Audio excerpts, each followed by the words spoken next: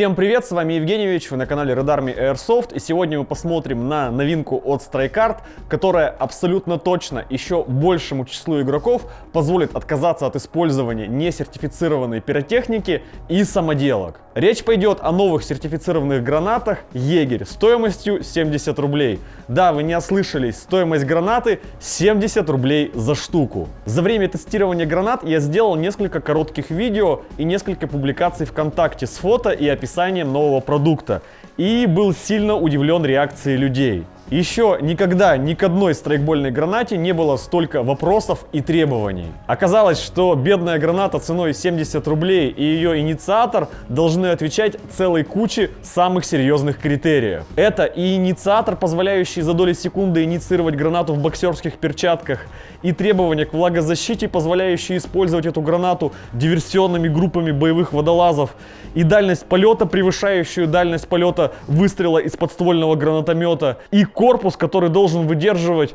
перевозку гранаты в кузове трактора в мешке с саморезами. Я, конечно, сейчас немного утрирую, но придирались к новым гранатам действительно с особым пристрастием. Видимо, чем дешевле продукт, тем больше придирок. Так-то я плачу 70 рублей, между прочим, неплохие деньги. С точки зрения начинки, Егерь — это та же РГС-4 с тем же инициатором, тем же собственным пироэлементом от StrikeArt и наполнителем в виде цельного гороха. От РГС-4 Егерь отличается диаметром, длиной тубуса и конструкцией инициатора. У РГС длина корпуса 10 см, диаметр 50 мм. У Егеря длина корпуса 11 см, диаметр 40 мм. То есть по габаритам Егерь точно такой же, как выстрелы Вог-Тюльпан от StrikeArt. Конструкция инициатора у Егеря, на мой взгляд, самая удобная из всех подобных гранат. Тут нет никаких металлических шайбочек на веревке, которые норовят зацепиться за все подряд. Нет никаких неудобных пластиковых петель, которые сложно зацепить в перчатках. И нет никаких мембран, которые нужно пробивать перед инициацией. Конструкция простая и гениальная. На конце инициирующей нити установлена крышка, которая с одной стороны полностью закрывает корпус гранаты от попадания внутри грязи, пыли или влаги, а с другой стороны позволяет очень быстро инициировать гранату.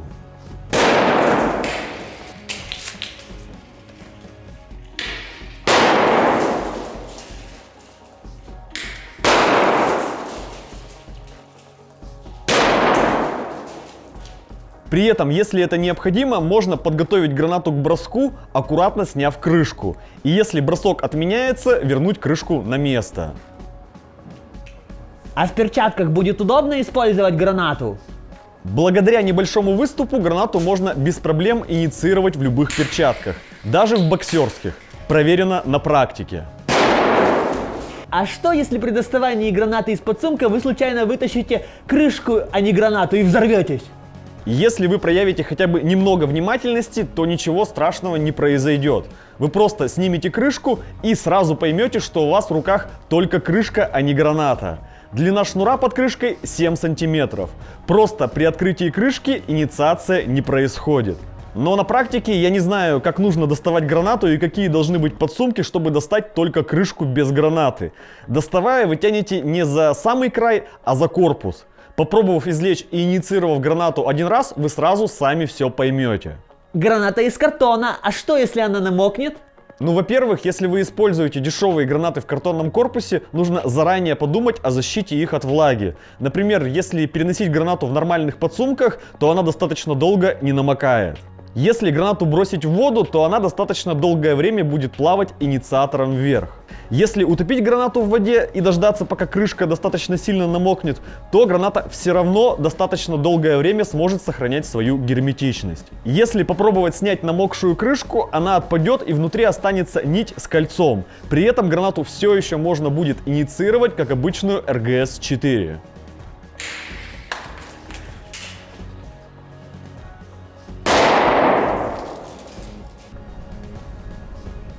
Если вы боевой водолаз, вам нужны гранаты, чтобы использовать их под водой, у меня для вас плохие новости.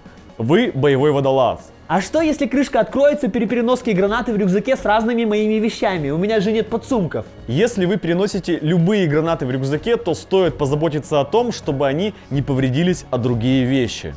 Как минимум, их можно замотать в пакет или платок. Сама крышка сидит достаточно плотно, но если вы беспокоитесь о ее сохранности, возьмите кусочек скотча и закрепите. Но лично я рекомендую до полигона перевозить гранаты в коробках, а во время игры носить их в подсумках или бандольере. Во время инициации происходит достаточно яркая вспышка. Это позволяет с 99% вероятностью поджечь замедлитель, что в итоге выливается в 99% сработку гранаты. Самая частая причина несработки самоделок и псевдосертифицированных гранат с петардой – это терочный элемент, который менее надежен, чем инициатор от StrayCard. Вспышка слишком яркая, она может что-нибудь поджечь. Что касается пожарной безопасности и открытого огня. В большинстве случаев вспышка гаснет еще в воздухе после броска. Пока прогорает замедлитель, граната лишь немного дымит и не способна ничего поджечь. Ну и как далеко вы сможете закинуть эту легкую гранату? Давай. Вес новой гранаты 80 грамм, что на 20 грамм меньше, чем у РГС-4. Люди в комментариях писали, что такую легкую гранату не получится закинуть больше, чем на 15 метров. Я, конечно, не знаю, как вы кидаете, но у меня получается закинуть ее на 35 метров.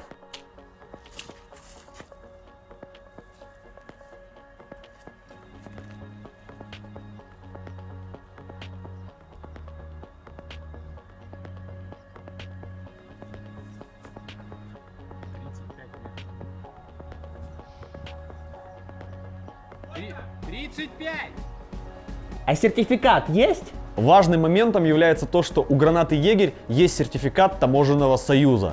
Это значит, что у вас не возникнет никаких проблем с полицией или другими службами при перевозке и использовании такой гранаты. Естественно, при соблюдении инструкции по применению и техники безопасности.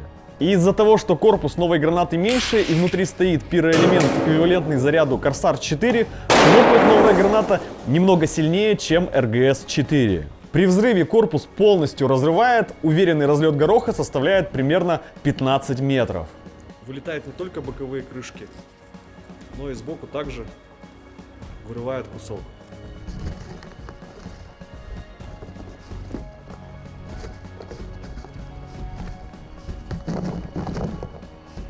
Ну и чё, какая там сработка? С точки зрения сработки, за все время тестирования у нас сработало 25 из 25 гранат.